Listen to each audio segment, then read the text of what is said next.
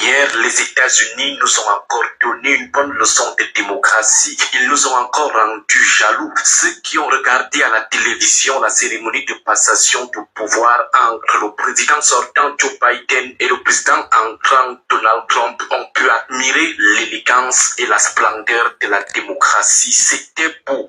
Nous ne disons pas que la démocratie américaine est parfaite, mais reconnaissons tout de même que c'était beau, c'était très charmant. Les protagonistes se comportaient exactement comme les finalistes d'une Coupe du Monde. Les sourires, les accolades, les mots aimables pour la grande fierté du peuple américain. La grande Amérique avec sa grande démocratie, le Sénégal, le Ghana, l'Afrique du Sud ou le Nigeria nous présentent aussi ces dernières années les mêmes images de passation de pouvoir élégante, les mêmes images d'alternance à la tête de l'État, sans bruit, sans sauvagerie.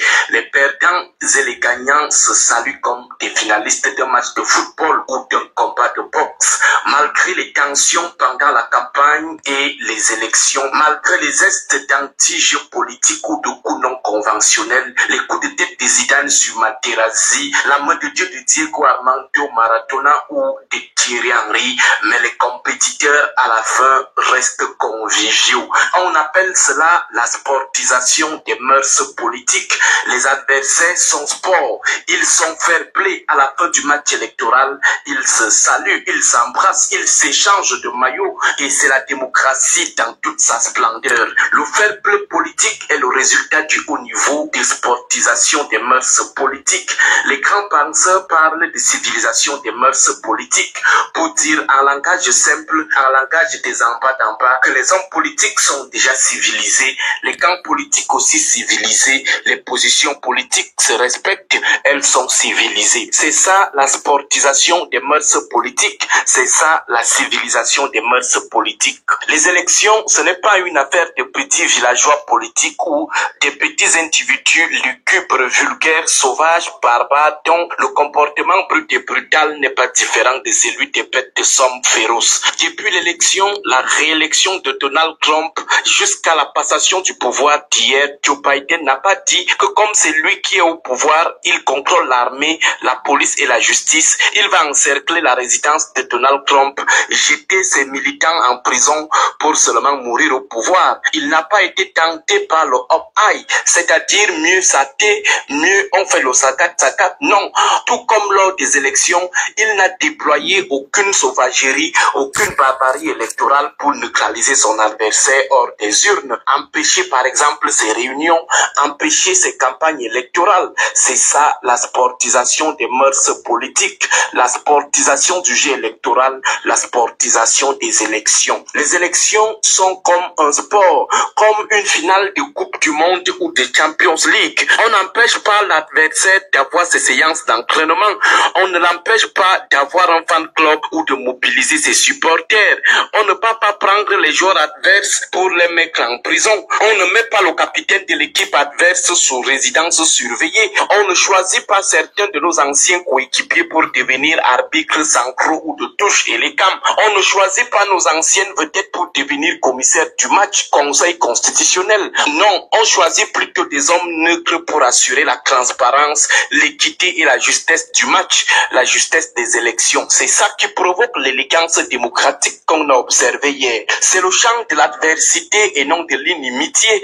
Dit autrement, les protagonistes ne se considèrent pas comme des ennemis, mais plutôt comme des adversaires. L'ennemi, on cherche sa destruction ou sa mort. Or, l'adversaire, on joue avec lui, on le préserve parce qu'on aimerait le garder, le sauvegarder pour le plaisir du jeu avec lui. Parce que s'il meurt, on n'aura plus celui avec qui jouer. L'enjeu n'est donc pas au-dessus du jeu. Et pourquoi la sportisation, le fair play politique qu'on a observé hier? C'est parce que non seulement les comportements politiques des politiciens et du peuple sont déjà suffisamment civilisés, il y a également que ces derniers ont minimalement confiance à la transparence des élections. Ils sont minimalement d'accord avec le code électoral. Les organes en charge des élections n'appartiennent pas à un camp. Ils ne sont pas à la solde d'un camp. Voilà le pourquoi du fair play politique. Sinon, on allait aussi assister à la barbarie. Mais non, les compétiteurs sont minimalement convaincus de la clarté minimale des élections. Et à la fin, ils respectent les résultats et les adversaires s'échangent de maillots. Nos fondamentalistes qui sont par essence des gens foncièrement de mauvaise foi diront que la démocratie ne s'applique pas de la même façon partout. Nous leur répondons que la démocratie a ses universaux, ses fondamentaux, ses principes et ses pratiques universelles sans lesquelles elle ne sera plus démocratie.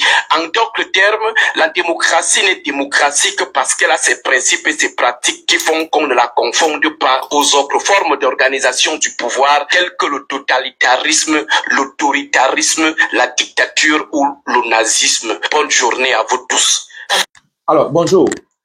Aristide Monod revient sur la passation de service aux États-Unis et Grégoire Ona le répond. Écoutez Grégoire Ona. Dans la mauvaise gouvernance, le président ne peut pas, il a des éléments, mais il faut que les organismes, il faut que les institutions chargées de tout cela fassent leur travail. Do we have then, can we then comfortably say that maybe the current government and the president included lack the right way to tackle bad governance, corruption, and mismanagement of public funds? Because the rien ne me permet de dire qu'ils sont complices. Mais lorsqu'on aura des actes qui sont traduits à travers les dossiers et dans les différents tribunaux, la justice fera son travail. Yes, but I want to take a very broad analysis of this fight against mismanagement and corruption in Cameroon. When President Paul Biya, some years ago, was tasked on the fact that ministers were involved in corruption, he asked for the proofs. And years later, the president himself came to agree that there was corruption in Cameroon. We saw the creation of CONAC as an institution. You have already cited ANIF. We've seen the institution, judicial institutions that have been put in place to fight corruption and all that. But you, as well as the president, accept that corruption is persisting in Cameroon. Does it mean that these institutions, CONAC, ANIF, the Special Criminal Court, they lack the perfect modus operandi in order to effectively eradicate corruption and mismanagement in Cameroon? Vous voyez, je voudrais d'abord vous dire que la lutte contre la corruption est l'une des luttes les plus impopulaires au Cameroun. Moi, je vous parle de l'expérience que je vis au quotidien. Parce que beaucoup de gens en tirent profit. Et on est à divers niveaux, il y a des complicités. Donc, la question que vous posez est absolument pertinente. Mais ce n'est pas une affaire qu'on va éradiquer avec un bâton magique du jour au lendemain. Il faut des démarches. Et on est en train de progresser. Moi, je pense qu'on est en train de progresser. Vous avez aujourd'hui des services où les gens attendaient 6 mois, 1 an ou 2 ans pour avoir un papier. Aujourd'hui, ils l'obtiennent plus facilement parce qu'on a mis des mécanismes en place qui empêchent la corruption. Il ne faut pas voir seulement la corruption au niveau des milliards, au niveau des centaines de millions, mais il y a toute cette corruption ambiante. Vous avez aujourd'hui des gens qui, à un contrôle, exigent aux policiers, donne-moi ton nom, sinon je ne te donne pas mes pièces, montre-moi ton badge. Donc, je crois qu'on est en train de bâtir un état de droit et la lutte contre la corruption, j'insiste là-dessus, n'est pas la lutte la plus populaire au Cameroun. Mais le président a décidé de s'attaquer parce que le mal que la corruption fait au Cameroun est très grave. Vous avez indiqué a very good example, Mr. Minister, just before Tuva will say, we have a very good and simple example. I just want to say that you've clearly explained, but last year, for example, Cameroonians repeatedly were served with news that Cameroon, the state of Cameroon, the government is not putting enough energy in order to be able to track down people that were said to be accused, involved in the Glencore financial scandals.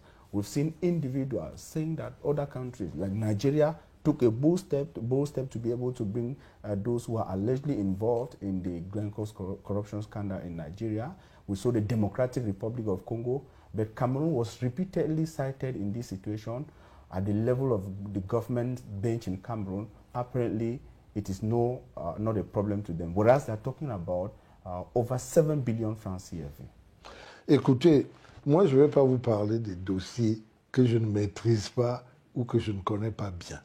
On sait qu'il y a ce gros scandale Glencore, on a vu la presse parler dessus, on a vu un avocat camerounais s'acharner là-dessus. Je crois qu'il faut laisser à la justice faire son travail, qu'elle soit justice internationale ou que ce soit la justice camerounaise. On dit couramment que le temps de la justice